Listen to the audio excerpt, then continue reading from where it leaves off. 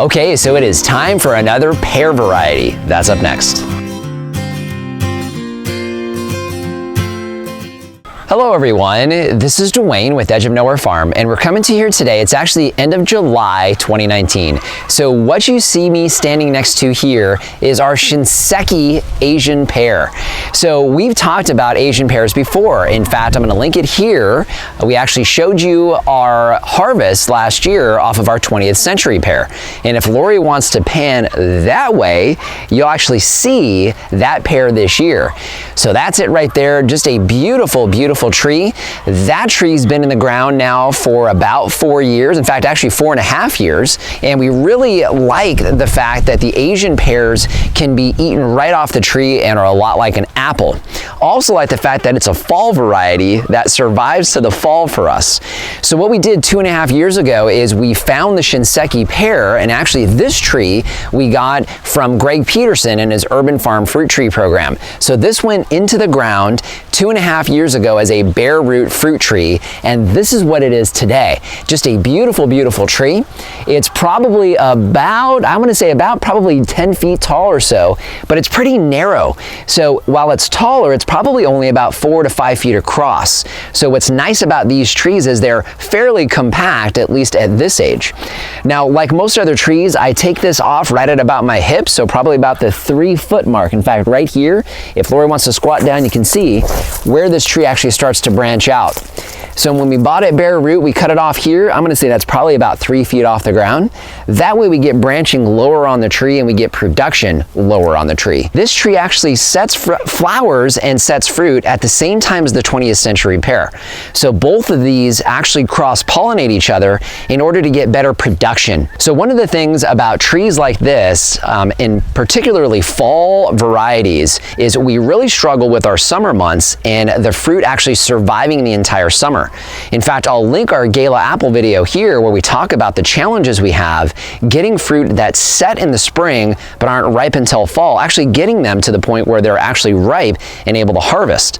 Now with our Asian pear, at least the 20th century, what we found is the tree itself protects the fruit, and for whatever reason, we don't get much in the way of bird damage on that tree all summer long. And then of course, the way it's designed, it protects it from the sun itself. So with the Shinseki pear, we're hopeful that eventually we'd get production off of this that would also survive into the fall. Now, of course, you guys know we're moving, so I'm sitting here talking about this tree that has no fruit on it, and we assumed that there wasn't any fruit either until we were at our fig trees harvesting from figs, and I looked up and guess what? We've got a fruit on this tree. Okay, so here we are on the other side of this tree, and we actually have a fruit right here. Now we're covering it with an organza bag, and you know, we've talked about organza bags multiple times here on the farm, but I found this fruit about a week ago with no bird damage whatsoever. But I did want to cover it so I could show you guys a harvest off of this, because this tree, supposedly, this fruit is ripe about a month or so before the 20th century pear. That one is a September, end of August, September ripe date, and this one is supposed to be about now. So what I want to do, let's go ahead and take this off and see what the fruit looks like. So you can see the fruit here. So it looks to me like it could probably still use another week or two. From what I've seen, this is supposed to get a nice golden color. It's got a little bit of a green tinge here. As I'm standing here, I've got another fruit back here. Look at that. So we did get some bird damage on this fruit. This fruit here, you can see, has got bird damage. So I'm gonna go ahead and I'll cut that open in a minute. I want to still look at that fruit. But what I want to do, let's harvest this fruit, cut it open, take a look at the inside of a Shinseki pear. I have two fruits here. So this one here, I can definitely tell it's still pretty green around the outside. So I'm thinking these still need a couple weeks. This you can see is actually the bird damaged fruit. One of the things when you get bird damage, like a peck like that, is it does have a tendency to essentially ripen the fruit. So what I'm going to do, I'm going to cut both of these open. Let's try them both and see if we can get an idea of what Shinseki pears taste like. So here's the fruit. So you can see a lot like an apple. So very, very similar to an apple here with your seeds right in the middle. You can see this flesh. It looks like it's starting to ripen. I'm thinking not completely ripe. We'll see in a second. But just a beautiful, juicy piece of fruit. I can see the juice here. Just beautiful fruit. But you know what? Let's go ahead and see what this tastes like.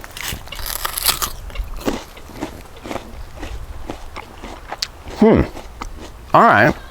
So very, very crunchy. Okay, definitely not ripe. I'm thinking these are probably at least another 2 or 3 weeks.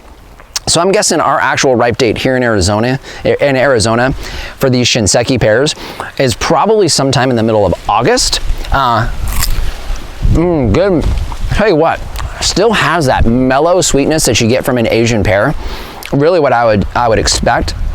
Really, really crunchy, but real mild sweetness.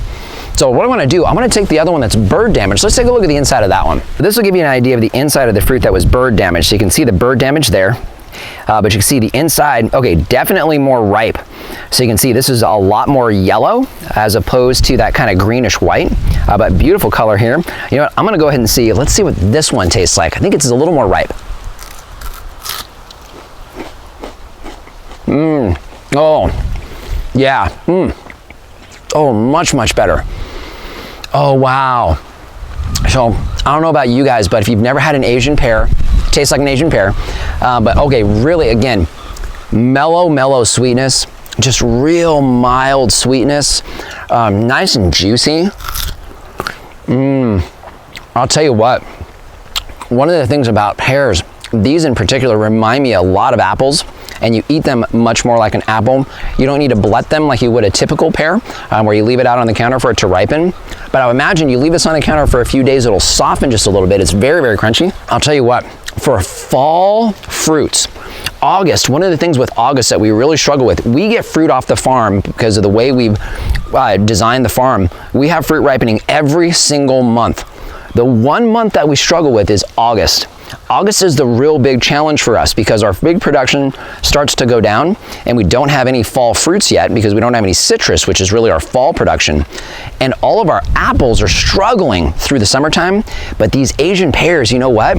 I think this is gonna hit that August sweet spot. Okay, so really excited to see that we have another Asian pear that's already in production after 2.5 years here on the farm. We've got cross-pollination between these two. We've got the chance of getting a ripe fruit in the middle of August. I really think this one's gonna fit in very nicely in our production schedule. So just want to thank you for joining us today. If you haven't done so already, subscribe to the channel. Questions or comments, leave those in the comment section down below. Instagram and Facebook, we post content there you won't see here on the YouTube channel. And our Amazon shop, will leave a link down in the description. A free, painless way to help support the channel is start your Amazon shopping there. Doesn't matter what you buy, as long as you start with that link, you help to support us here. So just want to thank you for joining us today and remind you, if we can farm on the edge of nowhere, so can you. I think we have 2 fruits on this. Do we really? Where's the other one? I see a fruit right in here. Oh my goodness, we have 2. Oh, you've got to be kidding me. Okay, well there's more than 1. Well, I'm gonna have to say something. Went ahead and covered it just to be safe because I wanted to 3? What? There's a 3rd one! We've got 3 fruit! Okay, good. I'm glad we gotta pay attention. Sorry. It's okay, no, it's good.